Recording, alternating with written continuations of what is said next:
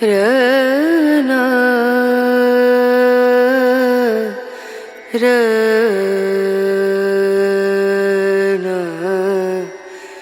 ರನು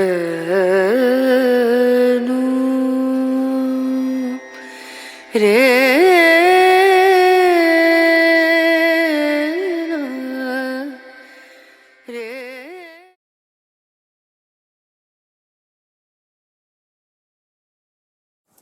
ಮಂತ್ರಪುಷ್ಪದಲ್ಲಿ ಕೂಡ ಪರಮಾತ್ಮನ ಬಗ್ಗೆ, ಪರಮಾತ್ಮ ಜೀವಾತ್ಮ ಹೇಗೆ ಬಂದ, ಇದರ ಸ್ವಲ್ಪ ಮಟ್ಟಿಗೆ ತಿಳ್ಕೊಂಡಿದ್ದೀವಿ. ಇನ್ನೊಂದಷ್ಟು ಮಾಹಿತಿ ಸ್ಪಷ್ಟತೆಯನ್ನು ನೀವು ಕೊಡ್ತೀರಾ ಗುರುಜಿ? ಖಂಡಿತ ಕೊಡ್ತೇನೆ.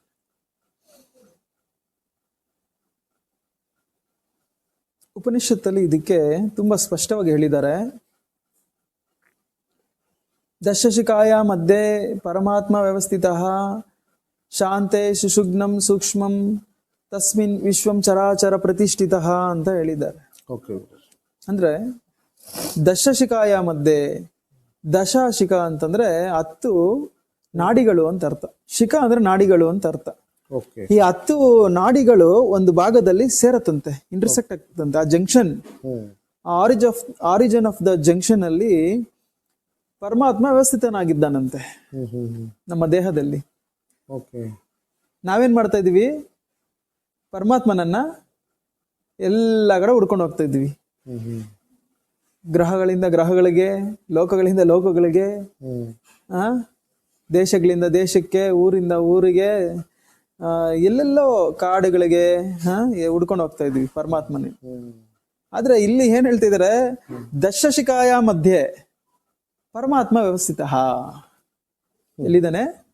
ದಶಶಿಖಾಯ ಮಧ್ಯೆ. ದಶಶಿಖ ಅಂದ್ರೆ 10 ನಾಡಿಗಳು ಒಂದು ಜಾಗದಲ್ಲಿ ಸೇರುತ್ತಂತೆ. ಆ ಒಂದು ಜಾಗದಲ್ಲಿ ಸೇರುವಂತಹ ಜಾಗದಲ್ಲಿ ಅಲ್ಲಿ ಪರಮಾತ್ಮನವನಿದಾನಂತೆ.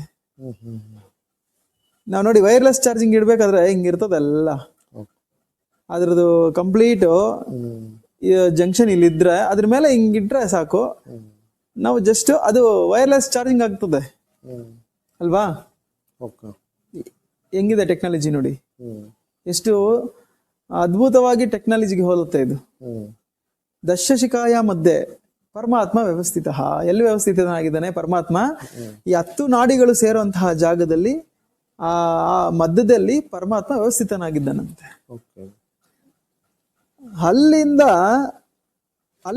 ಅಲ್ಲಿಂದ ಬರ್ಬೇಕಾದ್ರೆ, ಆ ಶಕ್ತಿ ಕೆಳಗಡೆಗೆ ಬರ್ಬೇಕಾದ್ರೆ ಸ್ವಲ್ಪ ಸ ಬ್ರಹ್ಮ ಸ ವಿಷ್ಣು ಸ ರುದ್ರ ಅವನು ಸೃಷ್ಟಿಯನ್ನ ಶುರು ಮಾಡ್ಬಿಟ್ಟ. ಅಲ್ಲಿಂದ ಸೃಷ್ಟಿ ಸ್ಟಾರ್ಟ್ ಆಯ್ತು. ಅಧೋಮುಖವಾಗಿ ಬರಬೇಕಾದ್ರೆ ಬ್ರಹ್ಮ ಸೃಷ್ಟಿಯನ್ನು ರಚನೆ ಮಾಡ್ತಿದ್ದಾನೆ. ಅವನು ಸೃಷ್ಟಿಯಲ್ಲೇ ಇದೋಗ್ತಾನೆ, ಇತರ ಹತ್ರ ಏನು ಗೊತ್ತಾಗೋದಿಲ್ಲ ಅವನ್ಗೆ. ಅಲ್ಲೋಗೋದು ಅದನ್ನೇನಾದ್ರು ನಮ್ಮೊಳಗಡೆ ನಡೀತಾ ಇರೋಂಥದ್ದು ಹೇಳ್ತಾ ಇರೋದಿದ್ದು. ಅಲ್ಲೇನೋ ನೋಡ್ತೀವಿ, ಅದನ್ನೇನೋ ಮಾಡಕ್ ಹೋಗ್ತೀವಿ. ಇಲ್ಲೇನೋ ಕುತ್ಕೊಂಡಿರ್ತೀವಿ, ಇನ್ನೊಂದೇನೋ ಮಾಡಕ್ ಹೋಗ್ತೀವಿ. ಆಚೆ ಹೋಗ್ತೀವಿ, ಅಲ್ಲಿ ಇನ್ನೊಂದು ಮಾಡ್ತೀವಿ. ಇದೆಲ್ಲ ಏನೋ ತಮೋ ಗುಣ. ಅವನು ಸೃಷ್ಟಿಯಲ್ಲೇ ಇದೋಗ್ತಾನೆ, ಇತರ ಹತ್ರ ಏನು ಗೊತ್ತಾಗೋದಿಲ್ಲ ಅವನಿಗೆ. ಸ ವಿಷ್ಣು ರಜೋಗುಣದಿಂದ ವಿಷ್ಣು ನಾನು ಮತ್ತೆ ನನ್ನ ಸಂಸಾರ ಅಂತೇಳಿ ಎಲ್ಲವನ್ನು ಜೋಡಿಸ್ತಾ ಹೋಗ್ತಾನೆ, ಅದನ್ನ ಪಾಲನೆ ಮಾಡ್ತಿರ್ತಾನೆ. ಊರ್ಧಂ ಗಚ್ಚಂತಿ ಸತ್ವಸ್ಥ, ಮತ್ತೆ ಅಲ್ಲಿಂದ ವಾಪಸ್ ತೆಗೆದುಕೊಂಡು ಹೋಗಿ ಮತ್ತೆ ಊರ್ಧ್ವಕ್ಕೆ ತೆಗೆದುಕೊಂಡು ಹೋದಾಗ ಊರ್ಧ್ವಂ ಗಚ್ಚಂತಿ ಸತ್ವಸ್ಥ, ಅವನಿಗೆ ಸತ್ವ ಗುಣ ಪ್ರಾಪ್ತಿ ಆಗ್ತದೆ. ಕೆಳಗಡೆ ಬಂದಿರೋಂಥ ಜೀವಾತ್ಮನ ಯಾರು ಮತ್ತೆ ಮೇಲಕ್ಕೆ ತೆಗೆದುಕೊಂಡೋಗಿ ಅವನು ಸೇರಿಸ್ತಾನೋ, ಆ ಪ್ರಯತ್ನವನ್ನ ಮಾಡ್ತಾನೋ, ಅವನ್ಗೆ ಸತ್ವಗುಣ ಬರ್ತದೆ. ಸತ್ವಂ ಸುಖಿ ಅಂತಂದ್ರು. ಸತ್ವಗುಣ ಯಾರಿಗೆ ಬರ್ತದೆ ಅವನು ಸುಖಿಸ್ತಾನೆ, ಅವನು ಸುಖವಾಗಿರ್ತಾನೆ ಅವನು. ಸತ್ವಂ ಸಂಜಾಯಿತೆ ಜ್ಞಾನಂ, ಆ ಸತ್ವಗುಣದಿಂದ ಜ್ಞಾನೋದಯ ಆಗ್ತದೆ. ಯಾರಿಗೆ ಆ ಸತ್ವಗುಣ ಇರ್ತದೆ ಅವನಿಗೆ ಜ್ಞಾನೋದಯ ಆಗೋದು. ಜ್ಞಾನ ದೇವತೆ ಕೈವಲ್ಯಂ, ಆ ಜ್ಞಾನದಿಂದ ಅವನಿಗೆ ಕೈವಲ್ಯ ಪ್ರಾಪ್ತಿ ಆಗ್ತದೆ. ಅಂದ್ರೆ ಮೋಕ್ಷ ಪಡಿತಾನೆ ಅಂತ ಅವನು ಮೋಕ್ಷಕ್ಕೆ ಅರ್ಹನವನು. ಓಕೆ. ಅವನು ಮಾತ್ರನೇ ಮೋಕ್ಷಕ್ಕೆ ಅರ್ಹನು. ಸತ್ವಂ ಸುಖಿ ಸತ್ವ ಸಂಜಾಯತೆ ಜ್ಞಾನಂ ಜ್ಞಾನ ದೇವತ ಕೈವಲ್ಯಂ. ಓಕೆ. ಮಂತ್ರಪುಷ್ಪದಲ್ಲಿ ನಾವು ಓದ್ಕೊಂಡಿದೀವಲ್ಲ ಇದೆಲ್ಲ. ಓಕೆ. ಹಾಗಾಗಿ ಎಲ್ಲಿಂದ ಎಲ್ಲಿಗೋದ್ರೂ ಪೂರ್ತಿ ಯೋಗದ ಬಗ್ಗೆನೇ ಇದೆ. ಲಲಿತ ಸಹಸ್ರನಾಮದಲ್ಲಿ ಕೂಡ ಪೂರ್ತಿ ಯೋಗದ ಬಗ್ಗೆನೇ ಹೇಳಿದ್ದಾರೆ. ನಮ್ಗೆ ಅರ್ಥ ಆಗಿಲ್ಲ ಅಷ್ಟೇ. ಓಕೆ. ಎಲ್ಲಿಂದ ಎಲ್ಲೋದ್ರೂ ಯೋಗವನೇ ಇದೆ. ಓಕೆ. ಹಾಗಾಗಿ ಪರಮಾತ್ಮನು ದಶಶಿಖ ಮಧ್ಯೆ ಇದ್ದಾನೆ. ಮತ್ತೆ ಅಲ್ಲಿಂದ ಕೆಳಗಡೆಗೆ ಬರ್ಬೇಕಾದ್ರೆ ತಮೋಗುಣದಿಂದ ಸ ಬ್ರಹ್ಮ, ರಜಗುಣದಿಂದ ಸ ವಿಷ್ಣು, ಮತ್ತೆ ಸತ್ವಗುಣದಿಂದ ಈಶ್ವರನು. ಈ 3 ಜನ ಏನ್ ಮಾಡ್ತಿದ್ದಾರೆ, ಸೃಷ್ಟಿಯನ್ನ ಸ್ಟಾರ್ಟ್ ಮಾಡಿದ್ದಾರೆ. ಮತ್ತೆ ಕೆಳಗಡೆ ಬಂದಿರುವಂತಹ ಜೀವಾತ್ಮನನ್ನ ವಾಪಸ್ ತೆಗೆದುಕೊಂಡು ಹೋಗಿ ನಾವು ಊರ್ದಗೆ ತೆಗೆದುಕೊಂಡು ಹೋಗಿ ಆ ಉತ್ಪತ್ತಿ ಸ್ಥಾನದಲ್ಲಿ ಸೇರಿಸಿದಾಗ ಸತ್ವಂ ಸುಖಿ ಸತ್ವಗುಣ ಪ್ರಾಪ್ತಿ ಆಗ್ತದೆ ಅವನಿಗೆ. ಸತ್ವಗುಣದಿಂದ ಸುಖವನ್ನು ಪಡಿತಾನೆ ಅವನು ಮಾನವ. ಸತ್ವಗುಣದಿಂದ ಜೀವಾತ್ಮನು ಸುಖವನ್ನು ಪಡಿತಾನೆ. ಆ ಸತ್ವಗುಣದಿಂದ ಜ್ಞಾನ ಪ್ರಾಪ್ತಿ ಆಗ್ತದೆ, ಜ್ಞಾನದಿಂದ ಕೈವಲ್ಯ ಪ್ರಾಪ್ತಿ ಆಗ್ತದೆ. ಇಷ್ಟೇ ತುಂಬಾ ಕ್ಲಿಯರ್ ಆಗಿ ಹೇಳಿದ್ದಾರೆ ನಮ್ಮ ಆರ್ಯರು. ಇದು ಮಾಡೋದ್ ಬಿಟ್ಟು ನಾವು ಎಲ್ಲವನ್ನು ಮಾಡ್ಕೊಂತ ಕೂತಿದ್ದೀವಿ. ಈ ಮೂಗಲ್ ತೆಗೆದುಕೊಳೋದು, ಈ ಮೂಗಲ್ ಬಿಡೋದು, ಈ ಮೂಗಲ್ ತೆಗೆದುಕೊಳೋದು, ಈ ಮೂಗಲ್ ಬಿಡೋದು, ಮತ್ತೆ ಏನೇನೋ ಪ್ರಾಣಾಯಾಮಗಳು 108.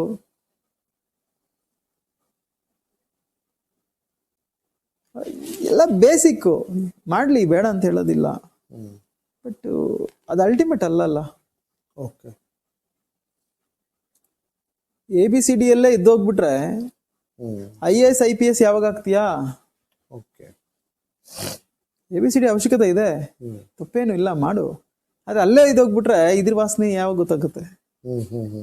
ಅಲ್ಲಿಂದ ಇಲ್ಲಿಗೆ ಬೆಳಿಬೇಕು ಅಂತ ಹೇಳ್ತಾ ಇರೋದಷ್ಟೇ. ವ್ಯಕ್ತಿಗತವಾಗಿ ನಾನು ಏನು ಯಾರಿಗೂ ಅಪೋಸ್ ಮಾಡೋದಿಲ್ಲ.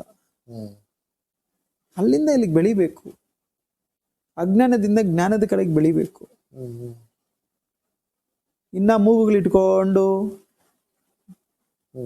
ಅದು ಎಲ್ಲ ರಾಂಗ್ ಮೆಥಡ್ಸ್ ಅವೆಲ್ಲ.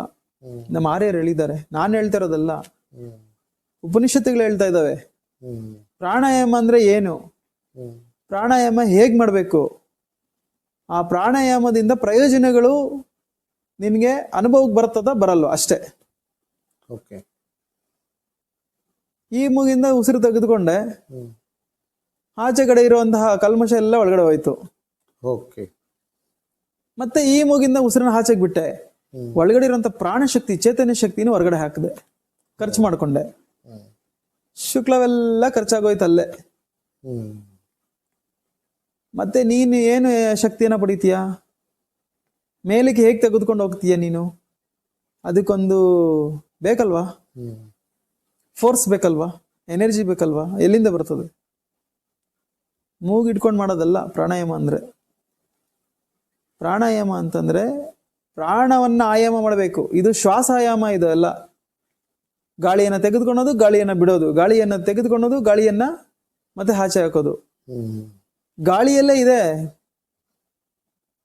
ನಾವು ಮಾಡ್ತಾರೋ ಸಾಧನೆಗಳೆಲ್ಲ ಗಾಳಿಯಲ್ಲಿದೆ, ಪ್ರಾಣದವರೆಗೂ ಹೋಗ್ಲಿಲ್ಲ ಅದು. ನಾವು ಮಾಡ್ತಿರೋದೆಲ್ಲ ಲಂಗ್ಸ್ಗೆ. ಈ ಪ್ರಾಣಾಯಾಮಗಳು ಏನಿದೆ, ಎಷ್ಟೊಂದು ಪ್ರಾಣಾಯಾಮಗಳು, ನಾನು ಅದ್ರ ಹೆಸರುಗಳು ಹೇಳೋದಕ್ಕೆ ಇಷ್ಟಪಡೋದಿಲ್ಲ. ಎಷ್ಟೋ ಪ್ರಾಣಾಯಾಮಗಳು ಎಲ್ಲ ಏನಿದೆ ಎಲ್ಲ ಲಂಗ್ಸ್ ಅಲ್ಲೇ ಕೆಲಸ ಮಾಡ್ತದೆ, ಮೇಲಕ್ಕೆ ಹೋಗೋ ಕೆಲಸ ಯಾವುದು ಮಾಡಲ್ಲ. ಬೇಕಾದ್ರೆ ಎಲ್ಲರೂ ಅಬ್ಸರ್ವ್ ಮಾಡಿ ನೋಡ್ಬೋದು. ನಾ ಮಾಡೋಂಥ ಪ್ರಾಣಾಯಾಮ ನಡಿಬೇಕಾಗಿರೋದಲ್ಲಿ ಇಲ್ಲಿ ನಡಿಬೇಕಾಗಿರೋದು. ಇಲ್ಲಿ ಅನ್ಕೊಂಡ್ ಬಿಟ್ರೆ ಆಗೋದಿಲ್ಲ, ಅಲ್ಲಿ ನಡಿಬೇಕು ಪ್ರಾಣಾಯಾಮ. ನಾ ಮಾಡ್ತಾ ಇರೋ ಪ್ರಾಣಾಯಾಮ ಎಲ್ಲ ಲಂಗ್ಸ್ ಅಲ್ಲೇ. ಇನ್ನು ಕೆಲವರು ಕುಂಬಿಸ್ತಾರೆ ಅದನ್ನ, ಪೂರ್ವಕ ರೇಚಕ ಕುಂಭಕಗಳನ್ನ ಮಾಡ್ತಾರೆ. ಆ ಕುಂಭಕಗಳಲ್ಲಿ ಅದು ಅಲ್ಲೇ ಇರ್ತದೆ, ಡಯಾಫಾರ್ಮ್ ಅಲ್ಲಿ. ಅವ್ರು ಮಾಡ್ತಾ ಇರೋದೆಲ್ಲ ಶ್ವಾಸಕೋಶಕ್ಕೆ ಪ್ರಾಣಾಯಾಮಗಳನ್ನ. ಇಲ್ಲಿ ಮಾಡೋಂಥ ಪ್ರಾಣಾಯಾಮ ನಿಜವಾದ ಪ್ರಾಣಾಯಾಮ. ಅದನ್ನ ಅಂತರ್ಕುಂಭಕ ಅಥವಾ ಸಹಜ ಕುಂಭಕ ಅಂತ ಕರಿತೀವಿ. ಅದು ನಾವು ಮಾಡೋದಲ್ಲ, ಅದು ಆಗೋದು. ಕುಂಭಕವನ್ನು ನಾವು ಮಾಡೋದಲ್ಲ, ಹಠದಿಂದ ಮಾಡೋದಲ್ಲ, ಪ್ರೀತಿಯಿಂದ ಗೆಲ್ಲಬೇಕು. ಆ ಫೆರೋಷಿಯಸ್ ಆಗಿರುವಂತ ಅನಿಮಲ್ಸು ಸರ್ಕಸ್ ಅಲ್ಲಿ ರಿಂಗ್ ಮಾಸ್ಟರ್ ಅದು ಗೆಟಪ್ ಅಂದ್ರೆ ಎದ್ ನಿಂತ್ಕೊಳತ್ತೆ, ರನ್ ಅಂದ್ರೆ ಓಡ್ತದೆ, ಸಿಡೌನ್ ಅಂದ್ರೆ ಕುತ್ಕೊಳತ್ತೆ. ಆ ಫೆರೋಷಿಯಸ್ ಆಗಿರುವಂತ ಲಯನ್, ಟೈಗರ್, ಎಲಿಫೆಂಟ್, ಇಂಥ ಅನಿಮಲ್ಸ್ ನ ಅವನು ಪಳಗಿಸ್ತಾನೆ ಅಂತಂದ್ರೆ ನಮ್ಮ ಮನಸ್ಸನ್ನ ಪಳಗಿಸೋದು ಅದಕ್ಕೇನ ಕಷ್ಟನಾ? ಮನಸ್ಸು ಮಾಡಿದ್ರೆ ಪ್ರೀತಿಯಿಂದ ಗೆಲ್ಬೇಕು. ಫೆರೋಷಿಯಸ್ ಅನಿಮಲ್ ಅಲ್ಲ ಇದು. ಕೇಳ್ತದೆ ಅದು. ನಾವು ಹಠದಿಂದ ಅದನ್ನ ಮಾಡಕ್ ಹೋದಾಗ ಎಲ್ಲ ಒಂದ್ ಜಾಗದಲ್ಲಿ ತೂರ್ ಬಿಡ್ತದೆ. ಆಮೇಲೆ ಶಿವನ್ ಪದಕ್ಕೆ. ಇದೆಲ್ಲ ವಿಧಾನ. ನಾವು ಸರಿಯಾಗಿರಂತ ಸೂಕ್ತವಾಗಿರುವಂತಹ ಮಾರ್ಗಗಳನ್ನ, ಗುರುಗಳನ್ನ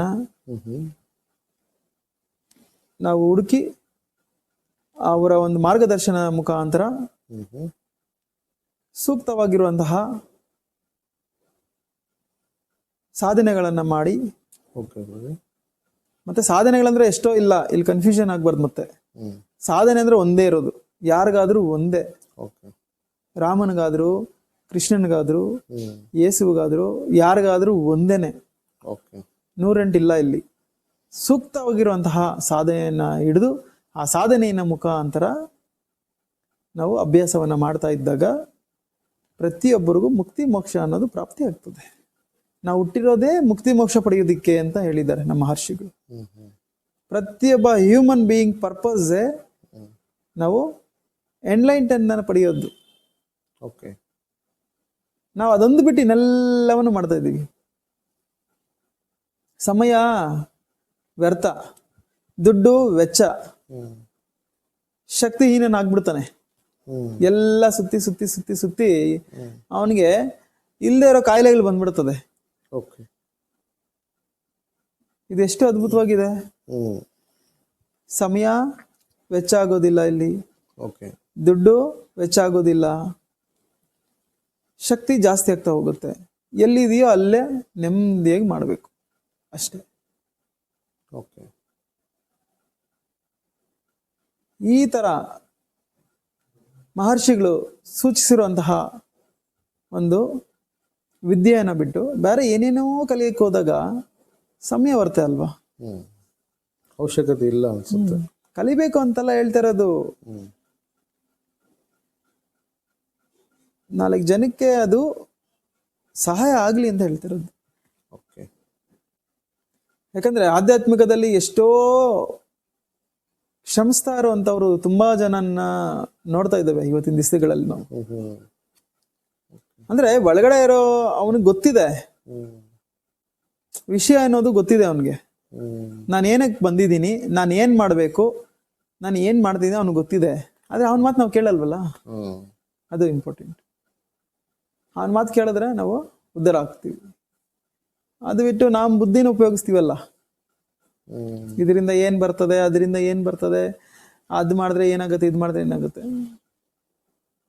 ಎಲ್ಲದರಲ್ಲೂ ಅವನು ಕ್ಷಣಿಕ ಇಂದ್ರಿಯಗಳನ್ನ ತೃಪ್ತಿಪಡಿಸೋದ್ರಲ್ಲೇ ಇರ್ತಾನೆ ಯಾವಾಗ್ಲೂ, ಆಲ್ವೇಸ್. ಅವನು ಪಾರಮಾರ್ಥಿಕ ಚಿಂತನೆಗೆ ಹೋಗೋದಿಲ್ಲ. ಆ ಪಾರಮಾರ್ಥಿಕ ಚಿಂತನೆಗೆ ಯಾರು ಹೋಗ್ತಾನೋ ಅವನು ಎಲ್ಲವನ್ನು ಅದಕ್ಕೋಸ್ಕರ ಮುಡುಪಾಗಿಡ್ತಾನೆ. ತನ್ನ ಪ್ರಾಣವನ್ನು ಅದಕ್ಕೋಸ್ಕರ ಮುಡುಪಾಗಿಟ್ಟು ಕೊನೆಗೆ ಅವನು ಸಾಧನೆಯನ್ನು ಮಾಡ್ತಾನೆ. ಅವನು ನಿಜವಾದ ಸಾಧಕ. ಹಾಗಾಗಿ ಪರಮಾತ್ಮ ಅನ್ನುವನು ನಮ್ಮ ಒಳಗಡೆನೆ ಇದ್ದಾನೆ. ಒಳಗಡೆ ಇರುವಂತಹ ಪರಮಾತ್ಮನನ್ನು ನಾವು ಏನ್ ಮಾಡ್ಬೇಕು, ಸೇರುವಂತ ಪ್ರಯತ್ನ ಮಾಡಬೇಕು. ಅದಕ್ಕೆ ಯೋಗ ಸಾಧನೆ ಬಿಟ್ರೆ ಇನ್ನೊಂದು ಸಾಧನೆ ಅನ್ನೋದು ಇಲ್ವೇ ಇಲ್ಲ. ಪರಮಾತ್ಮನನ್ನು ಸೇರೋದಕ್ಕೆ ಯೋಗ ಸಾಧನೆ ಬಿಟ್ರೆ ಇನ್ನೊಂದು ಸಾಧನೆ ಅನ್ನೋದು ಇಲ್ವೇ ಇಲ್ಲ ಅಂತ ನಮ್ಮ ಮಹರ್ಷಿಗಳು ಹೇಳಿದ್ದಾರೆ. ಹಾಗಾಗಿ ನಾವು ಆ ಆತ್ಮ ಸಾಕ್ಷಾತ್ಕಾರವನ್ನು ಪಡೆಯೋದಕ್ಕೆ ಎಲ್ಲರೂ ಪ್ರಯತ್ನ ಮಾಡಬೇಕು ಅನ್ನೋದು ಇದರ ಒಂದು ಅರ್ಥ. ಓಕೆ. ರ ನ ರ